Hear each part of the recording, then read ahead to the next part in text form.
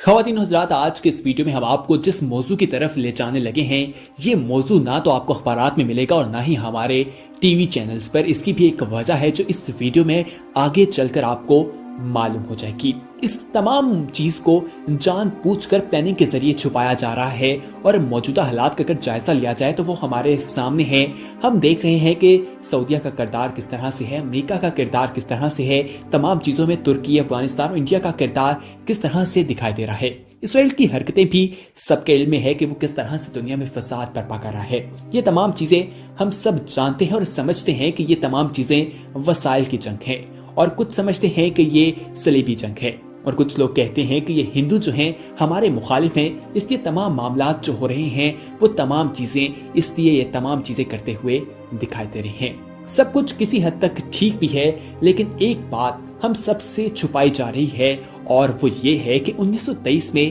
पहली जंग अजीम के बाद इत्तेहादी फौजियों ने खिलाफत उस्मानिया के साथ एक हैरान कर देने वाला एक जबरन मुआहदा किया था। उस वक्त तुर्की के खलीफा का नाम सुल्तान सादत स्वालुद्दीन था और इत्तेहादी फौजी जिसमें फ्रांस, जर्मनी, बरतानिया थे, उन सब ने मिलकर जबरदस्ती एक मुआहदा किया था और 1923 में जिसकी मुद्दत 100 साल रखी गई थी, इस मुआहदे के तहत सुल्तान की तमाम जाती इमलाक जो है वो जब्त कर ली गई थी और खिलाफत उस्मानिया जो कि 3 बड़े आज़मों में फैली हुई थी उसका खात्मा कर दिया गया था, जिससे नए 40 ममालिक जो हैं वो वजूद में आए थे और ये ममालिक खिलाफत उस्मानिया पर आज भी कायम हैं।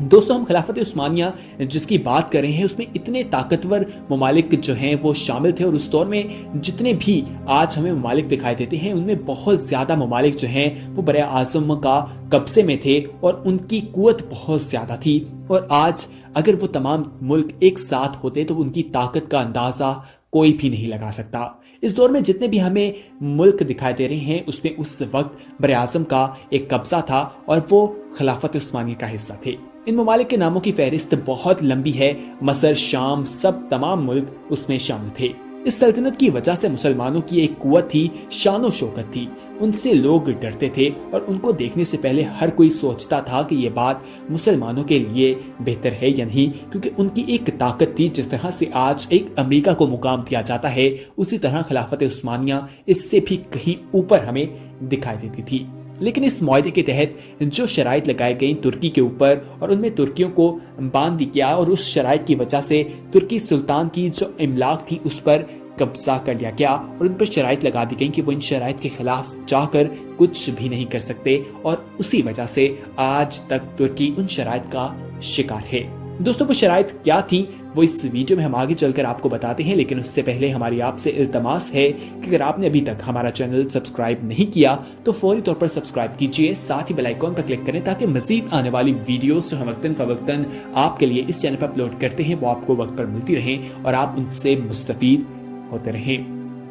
दोस्तों, पहली शर्त जो लगाई गई थी वो ये थी कि सुल्तान की ज़ात इमलाक पर कब्जा कर लिया जाएगा और खिलाफत उस्मानिया का खात्मा कर दिया जाएगा। 3 बड़े आज़म पर फैले हुए खिलाफत के एहसासों से दस्तबरदारी जो है उन्हें करनी पड़ेगी और तुर्की जो खिलाफत उस्मानिया का मरकज थी उसे स्कॉलर स्टेट करार दे दिया गया। इस्लाम और खिलाफत के ऊपर पाबंदी लगा दी गई और तुर्की के कुदरती वसाइल में पेट्रोलियम जो है वो सर फहरिस्त था और पेट्रोलियम की ड्रिलिंग पर पाबंदी लगा दी गई। तुर्की के साथ जो आर्मी बंदरगाह है जिसका नाम बोस्पारा पोर्ट है उसकी अहमियत बहुत ज्यादा थी और उस पर पाबंदी लगा दी गई कि तुर्की उसके तहत उस इलाके में उस मालिकियत को आलमी मालिकियत करार दी थी और तुर्की पर पाबंदी ये लगाई कि अब वो यहाँ किसी किस्म का टैक्स नहीं ले सकेगा। ये तमाम शराइत जब उस पर लागू की गई तो उस मुआहदे में ये बात लिखी गई थी कि ये शराइत 100 साल तक कायम रहेगी। खिलाफत उस्मानिया जिसका आगाज 1299 में हुआ था और वो 1922 तक इसी तरह खिलाफत का एक अहम किरदार जो है उसे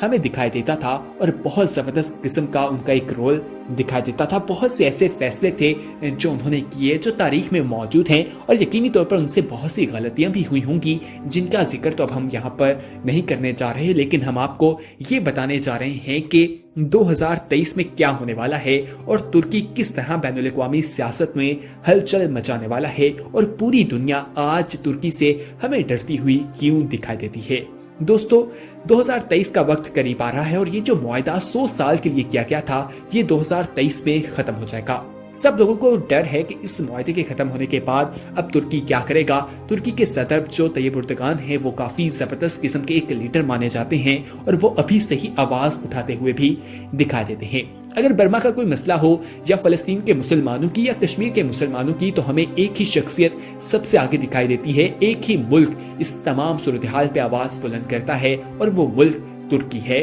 तुर्की इन जगहों पर सबसे आगे हमें दिखाई देता है और इन पाबंदियों के बावजूद तुर्की अपनी आवाज उठाता रहता है। अब देखना है कि आने वाले वक्त में इस तरह से तुर्की क्या करने वाला है। और ट्रंप की अगर बात की जाए, ट्रंप ने पाकिस्तान के खिलाफ जो बयान दिया था उस पे भी तुर्की की जानिब से जो एक किरदार पेश किया गया, तैयब उर्दगान ने उस पर भी आवाज उठाई थी और उस पर भी उनकी मजम्मत के बयानात जारी हुए थे, जिस पर पूरी दुनिया हैरान भी थी। अब ये भी बातें की जा रही हैं कि इस मुआहदे के बाद क्या तुर्की दोबारा से कहीं वो अपनी खिलाफत जो है उसे कायम ना कर ले, और अगर वो खिलाफत कायम हो गई तो दोबारा से मुसलमान अपनी ताकत में आ जाएंगे जिस तरह से वो पहले देखे जाते थे। अमेरिका तुर्की के हालात खराब करने के लिए मुख्तलिफ कोशिशें करता हुआ भी दिखाई देता है। अगर हम माजी की बात करें, जब तुर्की में फौजी बगावत की गई, उसके पीछे भी अमेरिका की कोशिशें ही मौजूद थी। तैयब उर्दगान के बयानात का जायजा लिया जाए तो वो 2023 के हवाले से काफी बातें करते हैं और वो कहते हैं कि 2023 के बाद तुर्की उस तरह से नहीं है जिस तरह से आज था, या आने वाले दिनों में तुर्की तब्दील होने वाला है। वो मुसलमानों की मदद के लिए हरदम हमें आगे दिखाई देते हैं और अमेरिका, इसराइल, यहूदी इसी वजह से काफी परेशान है कि आखिर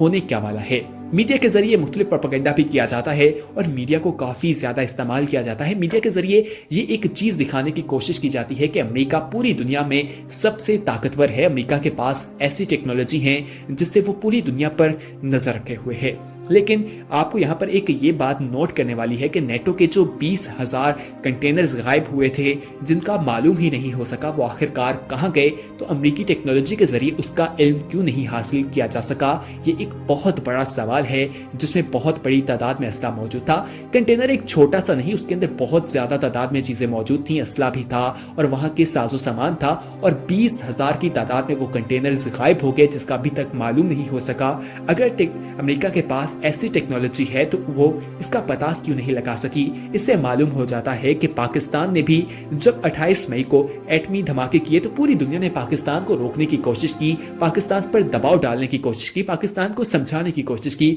लेकिन पाकिस्तान ने उन तमाम सूरत हाल में बता दिया कि हम किसी से डरने वाले नहीं हैं और पाकिस्तान ने ठान ली और उसे कोई भी ना रोक सका। अगर अमेरिका को मालूम होता कि पाकिस्तान के एटमी धमाके कहां पर होने हैं या किस जगह पर उनके जो प्लांट्स हैं वो लगाए गए हैं, तो यकीनी तौर पर वो मिसाइल वहां पर दाग कर उन्हें तबाह बर्बाद कर सकते थे। लेकिन अमेरिका के पास ऐसी कोई टेक्नोलॉजी मौजूद नहीं है। वो मीडिया को इस्तेमाल करते हैं और मीडिया के जरिए ही ये तमाम चीजों को हम तक पहुंचाया जाता है, लोगों के दिमाग में ये डर बिठाया जाता है। 2023 के बाद तुर्की जो है वो आलमी बरादरी में काफी अहमियत इख्तियार करने वाला है और तुर्की के जो तैयब उर्दगान है वो काफी जबरदस्त किस्म के अपना एक रोल प्ले करते हुए दिखाई देते हैं। हमें यहाँ पर यह बात समझ लेनी चाहिए कि दुनिया में जितना भी मीडिया है उसका 97% जो चीजें हैं वो यहूदियों के कंट्रोल में हैं और यहूदी उनको देखते हैं, अपने तरीके से उसको इस्तेमाल करते हुए दिखाई देते हैं। अगर हम औलिया मकबूल जान की बात करें जो काफी सीनियर सहाफी, उन्होंने एक बयान में भी ये बात बताई कि 97% जितने भी मीडिया हाउसेस हैं, जितने भी चैनल हैं पूरी दुनिया में, उनका जो होल्ड है वो 3 कंपनियों के पास है, जिसमें डिज्नी का नाम लिया जाए तो उनके भी जितने भी हमें अहम लोग दिखाई देते हैं वो तमाम यहूदी ही हैं। यानी कि पूरे मीडिया को यहूदी जो है वो कंट्रोल कर रहे हैं और उनकी गिरफ्त में ये तमाम सूरत हाल हमें दिखाई देती है। हमें इन तमाम प्रोपेगेंडा को बहुत संजीदगी के साथ देखना है क्योंकि आने वाले दिनों में तुर्की अपनी जो एक तकदीर है उसे बदलने जा रहा है, इन पाबंदियों से आजाद होने जा रहा है और पूरी दुनिया में तुर्की के किरदार के हवाले से अमेरिका, इसराइल और यहूदियों को काफी परेशानी का सामना है और इस चीज से डरकर वो मीडिया का इस्तेमाल करेंगे, मुख्तलिफ प्रोपेगेंडा करने की कोशिश करेंगे। इन तमाम प्रोपेगेंडा को हमने देखना है, ये हमारे बस में है कि इन तमाम चीजों का या तो हमने शिकार होना है या इस होने वाली तब्दीली का हमने अपना किरदार इसमें पेश करना है। 2023 में दुनिया में बहुत बड़ी तब्दीली आएगी और ये तब्दीली तुर्की लाने वाला है। तुर्की तमाम पाबंदियों से आजाद होने वाला है। तैयब उर्दगान मुसलमानों के एक बहुत बड़े लीडर बनने वाले हैं। उनकी आज भी खिदमत देखी जाए तो वो काबिले सताइश हैं। दोस्तों इस तरह की जितनी भी वीडियोस हैं आपको कभी इस तरह की मालूमात टीवी चैनल से अखबारात में बिल्कुल भी नहीं मिलने वाली, तो आप फौरी तौर पर हमारा चैनल सब्सक्राइब कीजिए ताकि हम आपको मजीद आने वाली अपडेट्स के हवाले से अपडेट करते रहें। तो आप इस वीडियो में कमेंट करके अपनी राय भी हम तक पहुंचा सकते हैं और इस वीडियो को अपने दोस्तों के साथ शेयर करना ना भूलेगा। अगली वीडियो तक हमें दीजिए इजाजत, अपना ख्याल रखिएगा। अल्लाह हाफिज।